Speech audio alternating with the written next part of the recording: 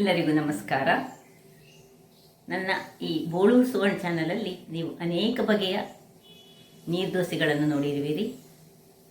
ಈ ರಾ ರೈಸಿಗೆ ಬೇರೆ ಬೇರೆ ರೀತಿಯಂಥ ಈ ವೆಜಿಟೇಬಲ್ಗಳನ್ನು ಹಾಕಿ ಮಾಡಿದಂತಹ ನೀರು ದೋಸೆಗಳು. ಇವತ್ತು ನಾನು ಸೋರೆಕಾಯಿ ಅಂದರೆ ಬಾಟಲ್ ಗಾರ್ಡ್ ಅಂತ ಏನು ನಾವು ಕರಿತೇವೆ, ಅದನ್ನು ಹಾಕಿ ಒಂದು ಬಹಳ ಟೇಸ್ಟಿಯಾದ ನೀರು ದೋಸೆ ಮಾಡಿದ್ದೇನೆ. ಇದನ್ನು ಸ್ವಲ್ಪ ಬೆಲ್ಲ ಹಾಕಿ ಸಹ ಮಾಡ್ಬೋದು ಅಥವಾ ಖಾಲಿಯಾಗಿ ಸಹ ಮಾಡ್ಬೋದು. ಈ ನೀರು ದೋಸೆ ಸ್ವೀಟ್ ನೀರು ದೋಸೆ ನನಗೆ ತುಂಬ ಖುಷಿಯಾಗೋದು. ಯಾರಿಗೆಲ್ಲ ಸ್ವೀಟ್ ಬೇಡ ಅಂಥವರು ಖಾಲಿಯಾಗಿ ಸಹ ಮಾಡ್ಬೋದು. ಹಾಗಾದರೆ ಬನ್ನಿ, ಈ ಒಂದು ರುಚಿಕರವಾದ ಆರೋಗ್ಯದಾಯಕವಾದ ನೀರು ದೋಸೆಯನ್ನು ಹೇಗೆ ಮಾಡುವುದೆಂದು ನೋಡೋ ಮೊದಲು ಯಾರೆಲ್ಲ ನನ್ನ ಚಾನಲನ್ನು ನೋಡ್ತಿದ್ದೀರಿ, ಯಾರೆಲ್ಲ ಇನ್ನೂ ಸಬ್ಸ್ಕ್ರೈಬ್ ಮಾಡಿಲ್ಲ, ದಯವಿಟ್ಟು ಸಬ್ಸ್ಕ್ರೈಬ್ ಮಾಡಿ ಸಪೋರ್ಟ್ ಮಾಡಿ ಅಂತ ಹೇಳುತ್ತಾ, ಈ ನೀರು ದೋಸೆಯ ಒಟ್ಟಿಗೆ ನಾನು ಈ ವಿಂಟರ್ ಸೀಸನ್ಗೆ ಬೇಕಾದಂತಹ ಒಂದು ವೀಳ್ಯದೆಲೆಯಿಂದ ಮಾಡಿದಂತಹ ಪಾನೀಯವನ್ನು ತಯಾರಿಸಿದ್ದೇನೆ. ಈ ದಿನದಲ್ಲಿ ಇಡೀ ಹೊತ್ತು ಅದನ್ನು ಒಂದು ಇಷ್ಟಿಷ್ಟು ಕುಡಿದ್ರೆ ಈ ಜ್ವರ, ಶೀತ, ಕಫ ಬಾಧೆಗಳು ನಮ್ಮನ್ನು ಬಾಧಿಸುವುದಿಲ್ಲ. ಹಾಗಾದರೆ ಬನ್ನಿ ಹೇಗೆ ಮಾಡುವುದೆಂದು ನೋಡೋಣ. ನಮಸ್ತೆ ಮಿತ್ರರೇ, ಇವತ್ತು ಸೋರೆಕಾಯಿಯನ್ನು ಬಳಸಿ ನಾವೊಂದು ರುಚಿಕರವಾದ ನೀರು ದೋಸೆ ಮಾಡೋಣ. ಬಹಳ ಚೆನ್ನಾಗಿ ಬರ್ತದೆ. ಈ ಒಂದು ಲೋಟದಷ್ಟು ಅಂದರೆ ಒಂದು ದೊಡ್ಡ ಲೋಟದಲ್ಲಿ ಒಂದು ಲೋಟದಷ್ಟು ರಾ ರೈಸ್, ಬೆಳ್ತಿಗೆ ಅಕ್ಕಿಯನ್ನು, ದೋಸೆ ಮಾಡುವ ಅಕ್ಕಿಯನ್ನು ನೀರಿನಲ್ಲಿ ಒಂದು 4 ಗಂಟೆಗಳ ಕಾಲ ನೆನೆಸಿಟ್ಕೊಳ್ಬೇಕು. ನಾನು ರಾತ್ರಿ ನೆನೆ ಹಾಕಿದ್ದೇನೆ ಬೆಳಿಗ್ಗೆ ಮಾಡಲಿಕ್ಕೆ. ಮತ್ತು ಒಂದು 50 ಗ್ರಾಮ್ಸ್ನಷ್ಟು ಈ ತೆಂಗಿನ ತುರಿ, ಫ್ರೆಶ್ ತೆಂಗಿನ ತುರಿ ಆದರೆ ಬಹಳ ಒಳ್ಳೆಯದು. ಮತ್ತು ಇದರದ್ದು ಅರ್ಧ ಸಾಕು, ಸಣ್ಣ ತುಂಡು ನಾವು ಸೋರೆಕಾಯಿ, ಉಪ್ಪು, ಇಷ್ಟು ಇದಕ್ಕೆ ಬೇಕಾದದ್ದು.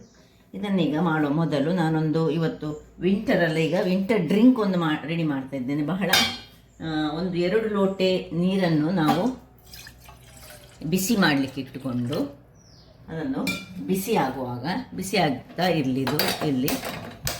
ಇದು ಬಿಸಿ ಆಗುವಾಗ ಇಲ್ಲಿ ನೋಡಿ, ಇದು ಕೃಷ್ಣ ತುಳಸಿ. ಈ ಕೃಷ್ಣ ತುಳಸಿಯ ಒಂದು 2 ಎಲೆಗಳಷ್ಟು ಇದನ್ನು ಇದಕ್ಕೆ ಹೀಗೆ ಕಟ್ ಮಾಡಿ ಇದರಲ್ಲಿ ಹಾಕ್ಕೊಳ್ಬೇಕು. ಅದರೊಟ್ಟಿಗೆ ಇಲ್ಲಿ ಒಂದೇ ಒಂದು ವೀಳ್ಯದ ಎಲೆ, ಇದೆಲ್ಲ ನಮ್ಮ ಮನೆಗಳಲ್ಲೇ ನೆಟ್ಟರೆ ಆಗ್ತದಲ್ಲ ವೀಳ್ಯದ ಎಲೆಗಳು. ಇದರದ್ದು ಈ ಇಲ್ಲಿದ್ದ ಹಿಂದೆದ್ದು ಇದನ್ನು ದಂಟನ್ನು ತೆಗಿಬೇಕು. ಮತ್ತು ಮುಂದಿನ ಇದನ್ನು ಭಾಗ ಮಾಡಿಕೊಂಡು ಅದು ಬಿಸಾಡಬೇಕು. ಹೀಗೆ ಅದರದ್ದೇ ಅಂದರೆ ಈ ಎಳೆ ಬರಬಾರ್ದಂತೆ, ಎಳೆ ತುಂಟು ಒಂದು. ಇದನ್ನು ಇಡೀ ದಿನ ನಾವು ಒಂದು ಫ್ಲಾಸ್ಕಲ್ಲಿ ಹಾಕಿಟ್ಟು ಕುಡಿದುಕೊಳ್ಬೋದು. ಇಲ್ಲಿ ನೋಡಿ, ಇಲ್ಲಿ ಶುಂಠಿ ಒಂದುಂಟು, ಒಂದು ಸಣ್ಣ ತುಂಡು, ಒಂದು 1/4 ಇಂಚಿನಷ್ಟು ಶುಂಠಿ, 1/4 ಇಂಚಿನಷ್ಟು ಹಳದಿ, ಈ ಎರಡನ್ನು ಸಹ ಸ್ವಲ್ಪ ನೋಡಿ ಒಂದು ಗುದ್ದಿಕೊಳ್ಳೋಣ. ಶುಂಠಿ ಒಂದು 1/4 ಇಂಚು ಗುದ್ದಿಕೊಂಡಿದ್ದೇನೆ, ಹಾಕ್ಕೊಂಡದಕ್ಕೆ ಇಲ್ಲಿ ಹಳದಿ ಒಂದು 1/4 ಇಂಚು. ಹಳದಿ, ಇಂಥ ಹಳದಿ, ಹಸಿ ಹಳದಿ ಸಿಕ್ಕಿದರೆ ಬಹಳ ಉತ್ತಮ. ಹಸಿ ಹಳದಿಗೆ ತುಂಬ ಆರೋಗ್ಯಭರಿತ ಅಂಶಗಳು ಉಂಟು. ಈ ಪೌಡರಿಗಿಂತ ಸಹ ಇದರಲ್ಲಿ ಹೆಚ್ಚು ಏನು ನಮ್ಮ ರೋಗ ನಿರೋಧಕ ಶಕ್ತಿ ಹೆಚ್ಚುಂಟು. ಈಗ ಇಲ್ಲಿ ಒಂದು ಅರ್ಧ ಚಮಚದಷ್ಟು ಬಡೆ ಸೊಪ್ಪು, ಇದನ್ನು ಸಹ ಹಾಕ್ಕೊಳ್ತಿದ್ದೇನೆ. ಅರ್ಧ ಚಮಚ ಬಡೆ ಸೊಪ್ಪು ಮತ್ತು ಅರ್ಧ ಚಮಚ ಕಲೋಂಜಿ ಅಂತ ಏನು ಕರೀತಾರೆ ನೋಡಿ. ಈ ಕಪ್ಪು ಎಳ್ಳಲ್ಲ, ಇದು ಕಪ್ಪು ಜೀರಿಗೆ. ಇದು ಕಲೋಂಜಿ. ಈಗ ನೀವು ಈ ಆಯುರ್ವೇದಿಕ್ ಶಾಪ್ಗಳಲ್ಲಿ ಹೋದರೆ ಇದನ್ನು ಇಟ್ಕೊಂಡ್ರೆ ಒಳ್ಳೆಯದು. ಇದು ತಲೆ ಕೂದಲನ್ನ ಎಣ್ಣೆ ಮಾಡ್ತೇವೆ ನಾವು, ಆಗ ಸಹ ಈ ಕಲೋಂಜಿಯನ್ನು ಹಾಕಿದರೆ ಈ ಎಣ್ಣೆ ಒಳ್ಳೆ ಕಪ್ಪಾಗಿ ಬರ್ತದೆ ಮತ್ತು ಕೂದಲು ಕಪ್ಪಾಗಿಯೇ ಇರ್ತದೆ. ಸೊ ಕಲೋಂಜಿ ಒಂದು ಅರ್ಧ ಚಮಚದಷ್ಟು ಹಾಕ್ಕೊಳ್ತಿದ್ದೇನೆ, ಅರ್ಧ ಟೀ ಚಮಚದಷ್ಟು. ಒಂದು ಏಲಕ್ಕಿ, ಒಂದು ಈ ಲವಂಗ, ಇದನ್ನು ಸಹ ಒಂಚೂರು ಗುದ್ದುಕೊಳ್ತಿದ್ದೇನೆ. ಸ್ವಲ್ಪ ಜಸ್ಟ್ ಒಂದು ಗುದ್ದಿದರೆ ಸಾಕು ನೋಡಿ, ಓಪನ್ ಆದರೆ ಸಾಕು. ಇಷ್ಟನ್ನು ಹಾಕ್ಕೊಂಡಿದ್ದೆ. ಇಲ್ಲಿ ಇನ್ನು ಈ ಕರಿಮೆಣಸು, ಒಂದು 10 ಕರಿಮೆಣಸು, ಇದನ್ನು ಸಹ ಇದರೊಟ್ಟಿಗೆ ಸ್ವಲ್ಪ ಜಸ್ಟ್ ಒಂದು ಕ್ರಷ್ ಮಾಡಿಕೊಂಡು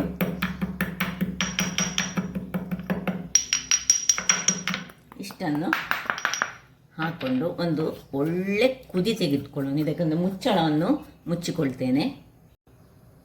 ಮುಚ್ಚಿ ಒಂದು 10 ನಿಮಿಷ ಅದನ್ನು ಒಂದು ಸುರಿಗೆ ದೊಡ್ಡ ಉರಿಯಲ್ಲಿ 5 ನಿಮಿಷ ಮತ್ತು ಒಂದು 10 ನಿಮಿಷ ಸಣ್ಣ ಉರಿಯಲ್ಲಿ ಇಟ್ಟುಕೊಂಡು ಕುದಿಸಿಕೊಳ್ಳೋಣ. ವೀಕ್ಷಕರೇ, ಇದೀಗ ಕುದೀತಾ ಇರುವಾಗ ಇಲ್ಲಿ ನಾವು ಸೋರೆಕಾಯಿಯ ನೀರು ದೋಸೆಗೆ ರೆಡಿ ಮಾಡೋಣ. ಇಷ್ಟು ದೊಡ್ಡದು ಬೇಡ ನಮಗೆ ನೋಡಿ, ಇದರಲ್ಲಿ ಒಂದು ಇಷ್ಟು ದೊಡ್ಡದು ಸಾಕು, ಒಂದು ಲೋಟಗೆ ಇಷ್ಟು ದೊಡ್ಡ ಸಾಕು. ಒಂದೆರಡು ಮೂರು ಲೋಟ ಮಾಡೋದಾದರೆ ಇಡೀ ಬೇಕಾಗ್ತದೆ. ಇದರ ಸಿಪ್ಪೆಯನ್ನು ಮೊದಲಿಗೆ ತೆಗೆದುಕೊಂಡು ಸಣ್ಣದಾಗಿ ಹೆಚ್ಚಿಟ್ಟುಕೊಳ್ತೇನೆ. ನೋಡಿ, ಎಲ್ಲ ಹೆಚ್ಚಿಟ್ಟುಕೊಂಡಾಯಿತು. ತುಂಬ ಎಳೆಯದಾದ ಒಂದು ಈ ಸೋರೆಕಾಯಿ, ಅದರಿಂದಾಗಿ ಇದರ ಬೀಜಗಳು ಏನು ಬಲಿತಿಲ್ಲ. ಸಪೋಸ್ ಬೀಜ ಬಲಿತಿದ್ದರೆ ಬೀಜವನ್ನು ಹಾಕ್ಕೊಳ್ಬಾರ್ದು, ಬೀಜದ ಎಲ್ಲ ತೆಗೆದುಕೊಂಡು ಹಾಕ್ಕೊಳ್ಬೇಕಾಗ್ತದೆ. ಈಗ ಇದನ್ನೊಂದು ಮಿಕ್ಸಿ ಜಾರಿಗೆ ಹಾಕ್ಕೊಂಡು ಇದನ್ನು ಸುರಿಗೆ ಏನು ನೀರು ಹಾಕದೆ ಒಂದು ಗ್ರೈಂಡ್ ಮಾಡುವ. ಬೇಕಿದ್ದರೆ ಮಾತ್ರ ಸ್ವಲ್ಪ ಒಂಚೂರು ನೀರು ಹಾಕ್ಕೊಳ್ಳಿ, ಗ್ರೈಂಡ್ ಮಾಡಲಿಕ್ಕೆ ಆಗದಿದ್ದರೆ. ಈಗ ಸುರಿಗೆ ಇದನ್ನು ಗ್ರೈಂಡ್ ಮಾಡಿ ತರ್ತೇನೆ, ಆಮೇಲೆ ಏನು ಮಾಡೋದು ನೋಡೋಣ. ವೀಕ್ಷಕರೇ, ಇಲ್ಲಿ ನೋಡಿ, ಇದು ನೋಡಿ ಗ್ರೈಂಡ್ ಆಗುವಾಗ ಈ ರೀತಿ ಸ್ವಲ್ಪ ಗ್ರೀನಿಶ್ ಕಲರಲ್ಲಿ ಬರ್ತದೆ. ಈಗ ಇದಕ್ಕೆ ತೆಂಗಿನ ತುರಿ ಎಷ್ಟು ಬೇಕಷ್ಟು, ನಾನು 50 ಗ್ರಾಮ್ಸ್ನಷ್ಟು ಒಂದು ಇಷ್ಟು ಹಿಡಿಯಷ್ಟು ಹಾಕ್ಕೊಳ್ತಿದ್ದೇನೆ. ಮತ್ತು ಅಕ್ಕಿ, ನೆನೆಸಿಟ್ಟಂತಹ ಅಕ್ಕಿಯನ್ನು ಹಾಕಿ ಇದಕ್ಕೆ ಸ್ವಲ್ಪ ನೀರನ್ನು ಸೇರಿಸಿಕೊಂಡು ನಾವು ಇದನ್ನು ಗ್ರೈಂಡ್ ಮಾಡಿಕೊಳ್ಳೋಣ. ವೀಕ್ಷಕರೇ, ಇಲ್ಲಿ ನೋಡಿ, ಒಳ್ಳೆ ಫೈನಾದ ಒಂದು ಬ್ಯಾಟರ್ ರೆಡಿ ಆಯಿತು. ಇದನ್ನೀಗ ಒಂದು ಪಾತ್ರೆಗೆ ಟ್ರಾನ್ಸ್ಫರ್ ಮಾಡಿ ಇದರ ಹದವನ್ನು ನಾವು ಕರೆಕ್ಟ್ ಮಾಡಿಕೊಳ್ಳೋಣ. ಸ್ವಲ್ಪ ನೀರು ದೋಸೆ ಹದ ಮಾತ್ರ, ತುಂಬ ಯಾಕೆ ಹೇಳಿದರೆ ಇದಕ್ಕೆ ನಾವು ಸೋರೆಕಾಯಿ ಹಾಕಿದ ಕಾರಣ ನಾವು ತುಂಬ ನೀರು ಮಾಡ್ಕೊಳ್ಳಿಕ್ಕೆ ಕೂಡ್ದು. ಈ ನೀರು ದೋಸೆ ಹದ ಹೌದು, ಅದಕ್ಕಿಂತ ಚೂರು ದಪ್ಪ ಬೇಕಾಗ್ತದೆ ನಮಗೆ. ಯಾಕೆ ಹೇಳಿದರೆ ಸೋರೆಕಾಯಿ ಸ್ವಲ್ಪ ಅದು ದಪ್ಪವನ್ನು ನಮಗೆ ತೋರಿಸ್ಕೊಡ್ತದೆ. ಅದರಿಂದಾಗಿ ನೋಡಿ, ಈಗ ಇದಕ್ಕೆ ಉಪ್ಪನ್ನು ಹಾಕ್ಕೊಳ್ತಿದ್ದೇನೆ. ರುಚಿಗೆ ತಕ್ಕಷ್ಟು ಉಪ್ಪನ್ನು ಹಾಕಿ.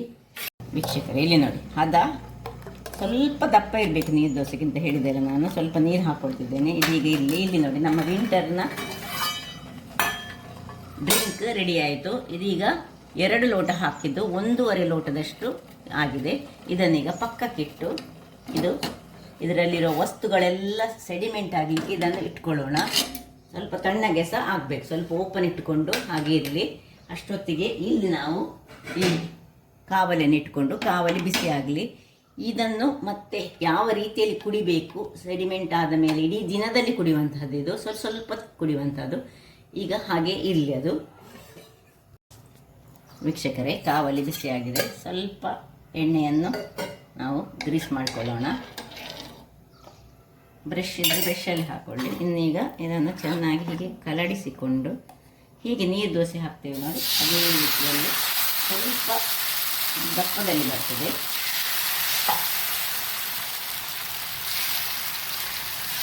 ಸ್ವಲ್ಪ ನೀಸ ಮಾಡ್ಕೊಳ್ಬೋದು, ತೆಳುವಾಗಿ ಮಾಡಿದರೆ ಸಹ ಒಳ್ಳೆಯದಾಗ್ತದೆ, ಸ್ವಲ್ಪ ದಪ್ಪದಲ್ಲಿ ಸಹ ಮಾಡಿದರೆ ಸಹ ಒಳ್ಳೆಯದಾಗ್ತದೆ. ಬಟ್ ರುಚಿ ಮಾತ್ರ ತುಂಬ ಚೆನ್ನಾಗಿ ಬರ್ತದೆ. ಮುಚ್ಚಿಟ್ಕೊಂಡು ಬೇಯಿಸ್ಕೊಳ್ಳೋಣ. ವೀಕ್ಷಕರೇ, ಇಲ್ಲಿ ನೋಡಿ, ಒಳ್ಳೆ ಕಾದಿದೆ ನೋಡಿ. ಇನ್ನೂ ಸಹ ಬೇಕಿದೆ ನೀರು ಮಾಡಿಕೊಂಡು ಸಹ ನಾವು ಮಾಡ್ಕೊಳ್ಬೋದು. ನನಗೆ ಸ್ವಲ್ಪ ಸ್ವೀಟ್ ಇಷ್ಟ, ಹಾಗಾಗಿ ನಾನೇನು ಮಾಡ್ತಿದ್ದೇನೆ ಹೇಳಿದರೆ, ಇದಕ್ಕೆ ಸ್ವಲ್ಪ ಇನ್ನು ಪುನಃ ನೀರು ಹಾಕ್ಕೊಂಡು ಇನ್ನು ತೆಳು ಮಾಡಿಕೊಂಡು ಇನ್ನು 1 ಚಮಚದಷ್ಟು ನಾನು ಬೆಲ್ಲವನ್ನು ಸೇರಿಸ್ಕೊಳ್ತಿದ್ದೇನೆ. ನನಗೆ ಸ್ವೀಟ್ ಇಷ್ಟ ಆದ ಕಾರಣ ಸ್ವೀಟ್ ನೀರು ದೋಸೆ ಮಾಡ್ತಿದ್ದೇನೆ. ಇಲ್ಲಿ ಹೀಗೆ ಚೆನ್ನಾಗಿ ಇದನ್ನು ಕಲರಿಸ್ಕೊಳ್ಳೋಣ. ಎಷ್ಟು ಸ್ವೀಟ್ ಬೇಕೋ ಅಷ್ಟು ಸ್ವೀಟ್ ಹಾಕಿದರೆ ಆಯಿತು. ಅದೇ ಈಗ ಸ್ವಲ್ಪ ಎಣ್ಣೆಯನ್ನು ಗ್ರೀಸ್ ಮಾಡಿಕೊಳ್ಳೋದು. ಇನ್ನು ಸ್ವಲ್ಪ ತೆಳುವಾಗಿ ಹಾಕೊಳ್ಳೋಣ, ಸಹ ಒಳ್ಳೆಯದಾಗ್ತದೆ. ಅಥವಾ ನೀವು ಪ್ಲೇನಾಗಿ ಸಹ ಮಾಡಿಕೊಳ್ಬೋದು. ಮುಚ್ಚಳ ಮುಚ್ಚಿ ಬೇಯಿಸ್ಕೊಳ್ಳೋಣ. ವೀಕ್ಷಕರೇ, 2ನೇ ಸ್ವೀಟ್ ದೋಸೆ ಸಹ ರೆಡಿಯಾಗಿದೆ. ನಿಮಗೆ ಜಾಸ್ತಿ ಕಾಯಿಸ್ಬೇಕಿದ್ರೆ ಜಾಸ್ತಿ ಕಾಯಿಸ್ಕೊಳ್ಬೋದು, ಅಥವಾ ನೋಡಿ ತೆಳುವಾದ ದೋಸೆ ಹೇಗೆ ಬಂದಿದೆ ನೋಡಿ ಯಾವ ರೀತಿಯಲ್ಲಿ. ಸೊ ಇದನ್ನು ಈಗ ತೆಗೆದುಕೊಳ್ಳೋಣ.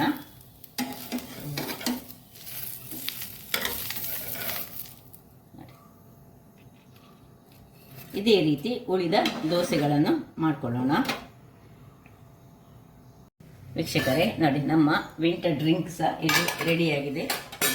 ಸೆಡಿಮೆಂಟ್ ಆಗಿ ಉಂಟು. ಈಗ ಇದನ್ನು ಆ್ಯಕ್ಚುಲಿ ಗಾಳಿಸಬಾರ್ದು, ಗಾಳಿಸ್ಲಿಕ್ಕೆ ಏನಿಲ್ಲ. ಇದನ್ನು ಜಸ್ಟ್ ನಾವು ಹೀಗೆ ಇದರ ಮೇಲಿನ ನೀರನ್ನು ಒಂದು ಪಾತ್ರೆಗೆ ಹಾಕ್ಕೊಂಡು ಏನು ಮಾಡಬೇಕು ಹೇಳಿದರೆ, ಇಡೀ ದಿನದಲ್ಲಿ ಇದನ್ನು ಯೂಸ್ ಮಾಡ್ಕೊಳ್ಬೋದು. ಸಂಜೆ ತನಕ ಸಹ ನಿಮಗೆ ಬೇಕಿದ್ದಾಗ ಒಂದು ಸ್ವಲ್ಪ ವಾರ್ಮ್ ಮಾಡಿಕೊಂಡು ಬೇಕಿದ್ದರೆ ನೋಡಿ ಇಷ್ಟು ಭಾಗವನ್ನು ನೋಡಿ ಡಿಸ್ಕಾರ್ಡ್ ಮಾಡಿಕೊಳ್ಳೋದು. ಇದನ್ನು ಸ್ವಲ್ಪವೇ ಒಂದು ಕಾಲು ಲೋಟೆಯ ಅರ್ಧ ಲೋಟೆಯ ಬೇಕಿದ್ದಾಗ ಕುಡಿದ್ರೆ ಇಡೀ ನಮಗೆ ಈ ವಿಂಟರ್ ಸೀಸನಲ್ಲಿ ಶೀತ ಕೆಮ್ಮು ನೆಗಡಿ ಯಾವುದು ಬರೋದಿಲ್ಲ. ಹಾಗಾದರೆ ನೋಡಿದ್ರಲ್ಲ ವೀಕ್ಷಕರೇ, ಒಂದು ಸೋರೆಕಾಯಿಯಿಂದ ಮಾಡಿದಂತಹ ಒಂದು ನೀರು ದೋಸೆ, ಸ್ವೀಟ್ ದೋಸೆ ಸಹ, ಇದು ಸ್ವೀಟ್ ದೋಸೆ, ಇದು ಚಪ್ಪೆ ದೋಸೆ. ಯಾರಿಗೆ ಚಪ್ಪೆ ಬೇಕು ಅಂಥವ್ರು ಚಪ್ಪೆ ಮಾಡಿದರೆ ಆಯಿತು. ಮತ್ತು ಇಲ್ಲೊಂದು ವಿಂಟರ್ ಸೀಸನ್ಗೆ ಹೇಳಿ ಮಾಡಿಸಿದಂತಹ ಒಂದು ಪಾನೀಯ. ಇಡೀ ನಾವು ಇದನ್ನು ವಿಂಟರ್ ಸೀಸನಲ್ಲಿ ದಿನಾಲೂ ಇದನ್ನು ಕುಡಿದ್ರೆ ಸಹ ಏನೂ ತೊಂದರೆ ಇಲ್ಲ. ಸ್ವಲ್ಪವಾಗಿ ನಮಗೆ ಎಷ್ಟು ಬೇಕಷ್ಟನ್ನು ಬಾಯಾರಿಕೆ ಆದಾಗ ಸ್ವಲ್ಪ ಕುಡಿದ್ರೆ ಆಯಿತು. ಹಾಗಾದರೆ ನನ್ನ ಈ ಕುಕಿಂಗ್ ಚಾನಲ್ ನಿಮಗೆ ಇಷ್ಟ ಆದರೆ ಬೋಳೂರು ಸುವರ್ಣ ಚಾನಲನ್ನು ಲೈಕ್ ಮಾಡಿ, ಶೇರ್ ಮಾಡಿ ಹಾಗೂ ಸಬ್ಸ್ಕ್ರೈಬ್ ಮಾಡಿ ಹಾಗೂ ನನ್ನ ಇನ್ಸ್ಟಾಗ್ರಾಮ್ ಪೇಜನ್ನು ಫಾಲೋ ಮಾಡಿ. ಧನ್ಯವಾದಗಳು.